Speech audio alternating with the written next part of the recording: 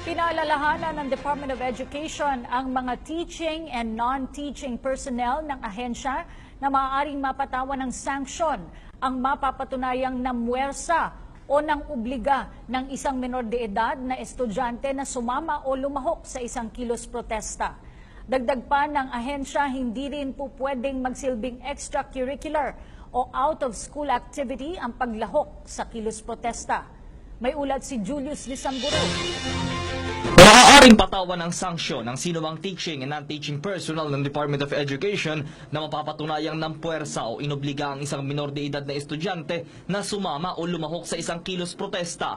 Ayon kay DepEd Assistant Secretary Toycito Umali, administrative liability ang katumbas ng usaping ito. Administrative liability, yung ating DepEd teaching or non-teaching personnel na nag-oobliga sa mga bata na dumalo ng mga rally na ganito. Maski anong uri ng rally for that matter. Sa pangpribadong paaralan na pwede rin nating alertuhin yung paaralan, pagbigay alam niyo po sa amin, at they may also be held administratively liable if an administrative case is filed against them with a PRC consigned teaching personnel. May problema lalo kung ang isasamang bata ay nasa edad 18 taong gulang pababa. Magkaiba daw kasi kung ang batang ito ay isinama ng kanyang mga magulang at hindi pinilit lamang ng sinumang opisyal o tauhan ng paaralan. Paalala din ng DepEd, hindi din po pwedeng gamitin ang paglahok sa kilos protesta sa alinmang extracurricular o out-of-the-school activities.